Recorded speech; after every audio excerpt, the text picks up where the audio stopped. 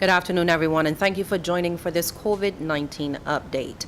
Addressing us will be Prime Minister, the Honorable Mia Amor Motley, the Minister of Health and Wellness, Lieutenant Colonel the Most Honorable Jeffrey Bostic, the Chief Medical Officer, Dr. the Most Honorable Kenneth George, the Deputy Chief Medical Officer, Dr. Anton Best, and the Head of Isolation Facilities, Dr. the Most Honorable Corey Ford, is joining us virtually, and Minister Bostic will begin. Thank you, Lisa, and good afternoon all. I am going to commence this update by just going back slightly to the month of December and coming forward, and I'm doing so because you would recall that we had a very challenging 3-month period when we were fighting Delta. It was very difficult, but we were able to wrestle with that particular monster. Most of December, the statistics of positive cases came from 3 figures down to 2 figures. And it was during the period, especially between the 9th and the 27th of December, that we would have utilized that time at the Ministry of Health and Wellness to help us to prepare for the anticipated arrival of the Omicron variant. And we did so because that is how we operate. We don't wait for things to come. And we wanted to be in a position where we could best address that situation once it arrived here. So that we would have spent a lot of time examining what we did throughout the Delta variant, learning from some of the lessons there, and also utilizing that to help us to prepare for the future. In addition to that, we would have partnered with some agencies, including the University of the West Indies, to help us to make some projections so that we could utilize that information to the best of our ability in order to help us with our planning.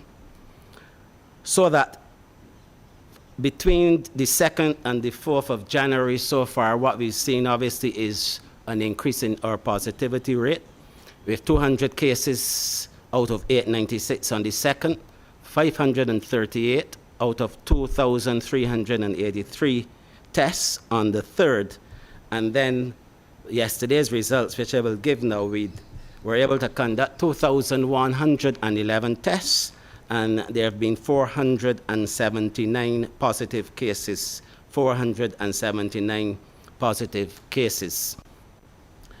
We have been following what obviously has been an emerging situation globally, in India, in Europe, United States, and even within the Caribbean. And we would have noted that on the 3rd of January, for example, in the United States, they hit the million mark with 1,083,000 new cases. And on the 4th of January, 869,187 new cases. United Kingdom, there were just over 225,000 new cases on January 4th. So that there's a trend here as to what is happening globally, and we have been preparing ourselves as best we can, drawing on the experience that we would have had as a country and as a team.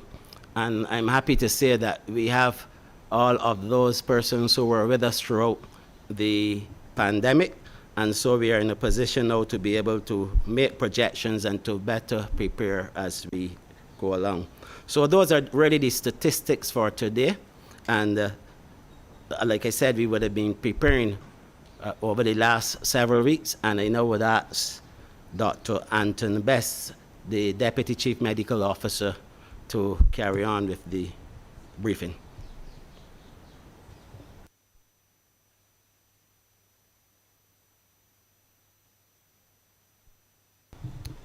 Greetings, everyone. Thank you very much, Minister Bostic, for the introduction. So as Minister Bostic indicated, we've been planning for the imminent arrival of the Omicron variant in Barbados for quite a few weeks now, since it was first announced by the World Health Organization at the end of November. So last week, as part of the preparation, we approached the University of the West Indies Cave Hill campus, in particular Professor Clive Landis, the principal there, and our colleagues, the public health group, who are working on COVID to assist us with modeling. So modeling is a statistical exercise, and it's not an exact science. It makes assumptions, and then it gives possible scenarios and based on variables and things that we know and things that we anticipate to give us an idea of what the potential disease burden is likely to be in Barbados when Omicron arrives. So the results of the estimates exercise were presented to us at the Ministry of Health and Wellness on the 3rd of January, and thus far have been extremely useful as we continue the planning process and even the implementation of activities to mitigate against the impact of COVID-19, in particular the Omicron variant in Barbados. So we looked at the worst case scenarios and the best case scenarios. We're obviously hoping for the best, but we plan for the worst. So what I will go through over the next few minutes, as just a summary of the outcomes of the modeling exercise. So we took into consideration the proportion of immunity in the population when we looked at the numbers of persons vaccinated. Our vaccine coverage is just about 53% of the total population. We also took into consideration immunity due to natural infection, and that works out to about 10% of the population is expected to be immune due to infection with previous strains of COVID. We also had to factor in the tricky thing that Omicron does, and as it partially evades the immune system, whether it's natural immunity or vaccine-induced immunity. And this is important because it's one of the key recommendations in responding to Omicron is to strengthen your vaccine program, because the first-time vaccinations as well as boosters will significantly reduce the likelihood of death and severe disease due to the Omicron variant. So when we looked at the worst-case scenario, we looked at a wave lasting in the order of 6 to 7 weeks. We believe that at the peak, we're looking at 3,500 cases per day, and the total amount of cases that we expect over this 6 to 7 week period is just over 91,000 cases in Barbados. If you looked at a better case scenario where you have a shorter wavelength of just over 1 month, you're looking at a maximum of 1,200 cases per day at the peak, which would then result in a total caseload of 23,000 at the end of a 1 month wave. So with Omicron, we are particularly interested in the burden on the healthcare system, and particularly the hospitalizations. When I talk about hospitalizations, of course, I am specifically referring to what happens in our isolation facilities. It's important for planning, so we have the capacity at the isolation facilities. It's also important for planning so we know how to protect other facilities, because of course the resources for the isolation facilities many times draws on the resources from the wider health sector. So in the best case scenario, we're looking at 1.2% of persons infected with the Omicron variant being hospitalized. And in the worst case scenario, we're looking at 3% of persons being hospitalized. And when I talk about hospitalizations, I'm specifically referring to the severe subset, which in our case are the ones that we flag as red under our isolation program. And we also estimated that at a maximum, persons would be in hospital on average for 7 days. So if you're looking at the 3% scenario, which is the worst case scenario, the peak in hospital, at the peak, we will have just about 700 cases in hospital at the peak of the wave. So some of the key messages, some of the conclusions and key messages from the exercise that we went through with our colleagues from Cave Hill campus of UWI is that given the high volume of cases anticipated, even if you looked at the better case scenario of a 30-day wave and a peak of about 1,200 cases per day, it clearly is going to overload our healthcare system.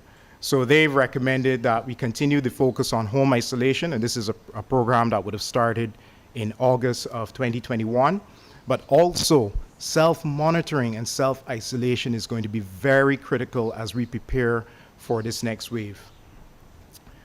Additionally, the colleagues recommended that we have to pay very close attention to large-scale isolation in terms of our capacity.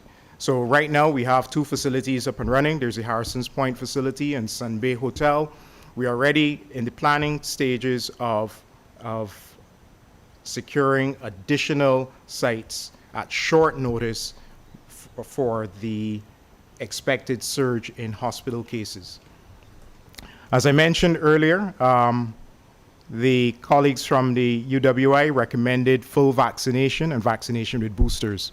So for persons who are under 6 months since their second dose or final dose of a 2-dose regimen, we are recommending boosters for those who've gone past the 6 months. So let me rephrase that. So you're fully vaccinated and well protected up to 6 months after your second dose. However, after that, because immunity starts to wane, what we are recommending is that you get your booster doses, and you can get your booster doses at any site. If you are watching international news media, you would also see that there's a question mark about the potential impact on the pediatric population. So we are paying very close attention to that. We are in conversation with the pediatrics department, for instance, and our colleague pediatricians, because we have to be very mindful of the impact of the Omicron variant on children in Barbados. And that is it in terms of my presentation. I will hand over to the Chief Medical Officer, who will contextualize the current status and also what we are doing in terms of planning for the imminent surge of Omicron in Barbados. Thank you so much, and good afternoon to all Barbadians and visitors alike. As Anton has indicated, we had a forecast or a model that gives us some direction as to what we will face. I use the analogy of a hurricane because many times we need to be prepared. There may be a Category 3 hurricane coming our way. Unfortunately, over the years, Barbados has been spared. But it gives us a sense how we need to prepare with respect to Omicron. As you are aware, I reported a single case, and we are working with CARFA to ensure that the 40 samples we have sent to them, we get back those results in a timely manner. And soon as those results are known, we will share it with the public. With respect to moving forward and our plans, we believe that it is critical that based on these models, we use self-isolation as a means of containment. And what is self-isolation? Self-isolation is the process in which individuals will remain and stay put in a particular place for up to 10 days at a time. This makes sure that that individual does not mix or mingle with individuals who are close or within their immediate presence. But the whole concept of self-isolation is built on personal responsibility and commitment. We will be there to hold your hands during the process of self-isolation. But what I am asking the public to understand is that because of the high numbers, you will be isolating with minimal medical intervention. We will hold your hand if issues occur. As Dr. Best mentioned, we have 3 categories: green, yellow, and red. The reds are easy. Those are the individuals who will require almost immediate attention, and that will be provided by Harrison's Point or any such isolation facilities. The greens are individuals who are asymptomatic or very mildly symptomatic and do not have risk factors for an adverse outcome for COVID. Those individuals will be the individuals under the self-isolation program. And then the final category is the category in the middle, the yellow category. And what we have decided based on good public health advice is that those persons who are yellow and are not vaccinated are the individuals who will require an assessment in a facility.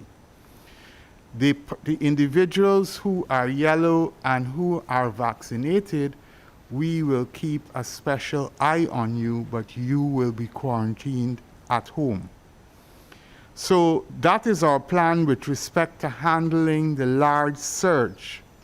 The next part of our plan is, Anton alluded to it, is with respect to giving our population boosters, which is the best chance for us, for you and for us to be able to protect ourselves. Many of you know that Barbados was way in front of the Caribbean. We were way in front of the Caribbean with respect to vaccinations, and we were way in front of the Caribbean with respect to booster shots. We are under 50% of the population who could be boosted, and we would like to see that rise to 70 or 75% very shortly. But boosters give us the best opportunity for protection. And then again, I would certainly encourage persons to be those who have not been vaccinated in a time when a virus spreads extremely quickly. And once one single member of the household is affected, it is almost over 90% of the time that all individuals in that household will be affected because it is highly contagious. And therefore, the means to protect yourself remains the timely measures we have indicated to you on several occasions, plus the need for vaccination. Finally, we will continue to work with you. We will hold your hands. We will continue to give information to the public with respect to where we are at, and we can manage this together. We have gone through Alpha, Delta, Omicron, and we will come to see this pass. Fortunately, the projections are for a short and sharp wave, and hopefully we can see this through in Barbados also. Thank you so much. Thank you very much, Dr. George. And the Prime Minister will now address the country. Actually, I think Ford goes before me. You are correct. Dr. Ford, I apologize. You are next. That's okay. I'm not forgotten. Good evening to all Barbadians. And I feel as though after listening to the CMO and the Deputy CMO, that I need to really give some assurance to the general public. You know, yes, a storm may be coming, and I've been down this path before. But I think you need to understand that whatever challenges come, that certainly we as countrymen can soar above our challenges. Recognizing that in life, sometimes there are highs and low periods, as in the pandemic, there are high and low periods. But whatever the challenges that we're faced with, we as countrymen must be optimistic, and we must rise above all our challenges. And I've always told the general public, as we prepare, certainly are in preparation phase and in active phase for Omicron, and the advent of Omicron, I've always said that what we've always done, certainly as a team, is to look to see what's going on globally. We've looked to see what's going on regionally, and we've looked to see what's going on locally, and looked at our resources to see best how we can utilize our resources in the presence of the challenges ahead. And I think that's exactly what the CMO has outlined today for all of you. But I think the most important thing, even if you're fearful, and I know there may be an element of fear among the general public, and I'm here today as well to try to get across to you that it's okay to be fearful, but it's often very important to prepare. And preparation becomes very important in the presence of Omicron as we look to see what's going on across the world. What can you do as a general public to assist us, certainly in the isolation area? And I might surprise you today, because I generally believe that all of you in Barbados, everyone who's listening to my voice today, that you generally understand what you need to do. You've done it before, we've done this before, and I'm sure that you know those key things that you need to do. And so I'm not here to tell you you're not doing this and you're not doing that and go down that lane at all. What I'm here to encourage you to do is to encourage you as you listen today to do the things that you know are the right things to do to get us through this bump that is going to occur. And certainly we can soar above this challenge, soar above the storm. Now, what can you do? As reminders, you need to wear your mask, keep it on, keep it well fitted. Don't wear it behind your chin. You're probably tired of me saying that and tired of us saying that. But these are the key things. Distance yourself when you can. But if you can't, make sure you have your mask certainly in place out there. Get boosted. That's what the evidence shows, that the persons with boosters are not getting into that much trouble. Things that you don't like me to talk about probably, but get vaccinated, right? Those are the things that are going to assist you through this battle. And the one that we've not spoken about much before is obviously when the cases of Omicron hit, the numbers are going to increase. And we understand that. And you're going to ask to be isolated at home.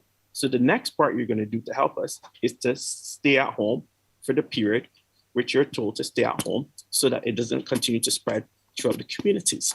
Ultimately, if every single one of you on this call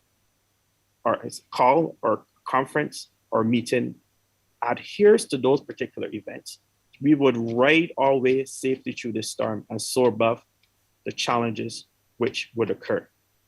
In our isolation facilities, what are we seeing?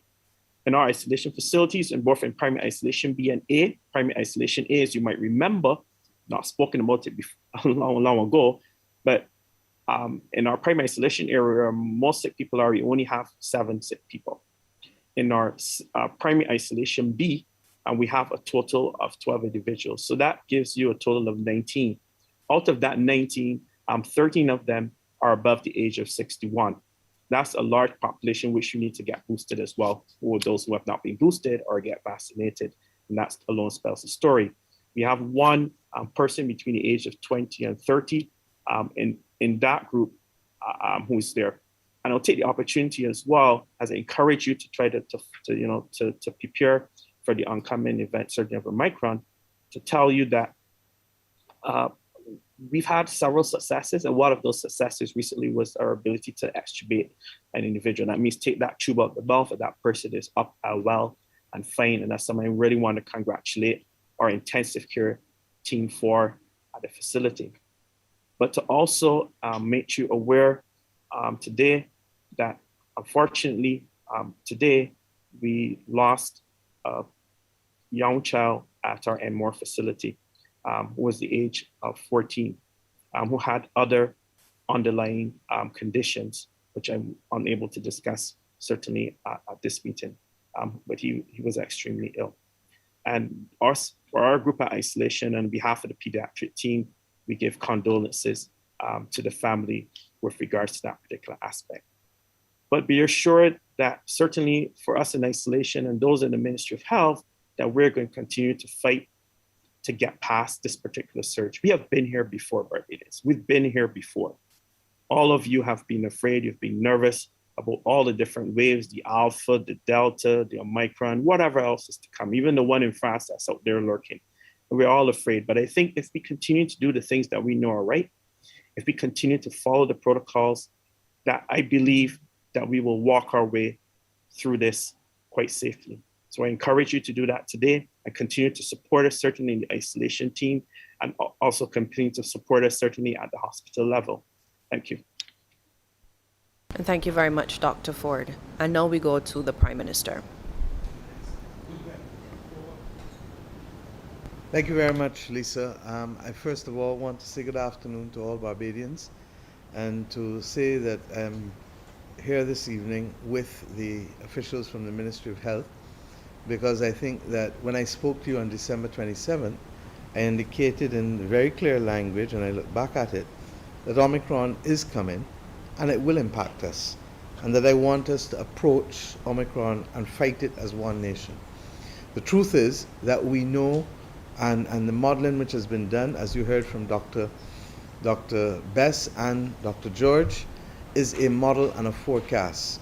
And Dr. George has appropriately contextualized it for us, because as we all know, forecasts don't necessarily always come through. Indeed, as he would have reflected, the earlier forecasts that we had at the beginning of this pandemic, we actually never reached the level of numbers that was initially forecasted. But we believe, and this government has supported the view, that we need to be frank and to share with Barbadians at all times that which we know and that which we are planning for. Our strength in this pandemic has been our ability to plan. Our strength in this pandemic has been our ability to communicate. Our strength in this pandemic has been to build partnerships with Barbadians, regardless of where they are, because we recognize that no single entity can solve this problem or can fight back this problem. And that is why Minister Bostic has continued always with the rallying call of no retreat and no surrender, because we need Barbadians wherever they are to join us in terms of their individual behavior and the personal responsibility that they exhibit to minimize the extent to which this virus can run through this society.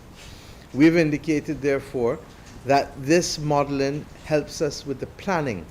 And let me contextualize it. When we went to Harrison's Point at the end of February of last year, we didn't know what we were going to be facing, but this government determined that we needed to prepare for the worst and hope and plan for the best. The bottom line is that we were able, therefore, to put in place a dedicated facility in a way that had not been done by any other Caribbean territory, and that has served us well. When we knew that Delta was about to come, we were able to turn from the secondary isolation unit at Harrison's Point into primary ICU facility, so that we could have dedicated oxygen and dedicated facilities, not just for the 38 in primary ICU, but now carry it to 80 with that secondary ICU. When we realized that Delta was going to be with us for a little longer, we converted the tertiary into secondary and primary. I say these things because what has happened here this evening should not take anyone by surprise. Minister Bostic and Dr. Bess and Dr. George indicated that the Ministry of Health reached out to the University of the West Indies through Professor Clive Landis, who is the principal and who himself is a distinguished virologist, to be able to assist us with the modeling. The results of that model is what we would have shared with you this evening. We don't know where we will land, but we do know this, that if we continue to prepare and if we continue to work together, we will get through this just as we have gotten through the other phases. And may I remind us of what really confronted us in each of the different phases. At the beginning of 2020, no one knew what this virus would do. And I still believe that that was the period where the fear and the anxiety was probably the greatest, even though the incidence of cases and hospitalizations were not as great then. And why? Because when you look into a dark hole and you don't know what you are seeing, then you are at risk of fearing for the worst. I've told Barbadians throughout my public life career that fear is regrettably one of the most paralyzing emotions, and that I have learned in life that the way to confront fear is to determine what is your worst possible outcome and work back from it. If we can deal with our worst possible outcome and work back from it, then we can get through this. In this modeling, the worst possible outcome is actually less than what I had initially feared. But the reality is that 3,500 at that level per day can be rough. The only good thing about Omicron is the fact that the level of hospitalizations and the level of serious illness is expected to be significantly less than it would have been with Delta. And that is why you would have heard Dr. Best say that in the worst case outcome, the numbers that you're probably looking at in terms of hospitalization are 700 at one time. I am here to tell you that Dr. Ford has already advised us that at its height in November, we had over 1,100 in our care. So that when we begin to contextualize that, then you can see why Dr. Ford and Dr. George have both indicated that we have been here before and that as a country, Barbados can do this again. Our difficulty, however, is that if we don't act responsibly, things can get out of hand. And that is why we continue to say to each and every Barbadian, the responsibility for yourself is yours. And even with respect to the introduction of the protocols for self-isolation, it is going to be you who will have to help guide and protect yourself. The truth is that in almost every instance, we know that there are a lot of people who are just very mild, but there will be a few who will get sick. And we have to prepare to take care of those persons. And we have to be concerned as well that the impact on the healthcare system, will have implications for others who may not have COVID, but who require the services of our healthcare system just as urgently as those who have COVID. It is against that backdrop, therefore, that I echo the call from Dr. Best, from Dr. George, from Dr. Ford, to encourage Barbadians to go for their booster shots. If you have had your first 2 shots more than 6 months ago, and in particular for those of you who are older and vulnerable, we suggest that please go for your booster shots. For those of you who have not had any vaccinations, we are not, in this case, as we said before, we don't mandate, but we ask you to consider that the evidence and the science is clear, and that persons who are vaccinated stand a far better chance of survival against hospitalization, survival against, regrettably, loss of life. And to that extent, therefore, we ask you please to put yourself in a position to protect yourself at all costs. But vaccination has never been and will never be the only protection. The protection continues to be the mask, and wearing the mask continues to be the sanitization, continues to be distancing where possible. And we ask persons to be faithful to this. We know that it is likely to be shorter and sharper than Delta, but the reality is, and when people ask, well, why would you call an election now? I made the point that we are literally trying to fight these things as one nation, and that in those circumstances, it is critical that we put this behind us. And why? If there was any doubt about this being a marathon, the news in recent days of a variant coming out of France should tell us that we remain at risk, and that there is no telling what continues to lie ahead of us as we go forward. We are not even good into Omicron, but we're talking about a new variant potentially. And we are not even good into vaccinating numbers globally in Africa and in Latin America sufficiently, so that we know that the risk for us to have these new variants will continue for some time. We are asking Barbadians, therefore, work with us, and to understand that the whole concept of self-isolation puts on you the responsibility to mask and double mask if you have to. But the bottom line is, do not mix and mingle if you know you're positive.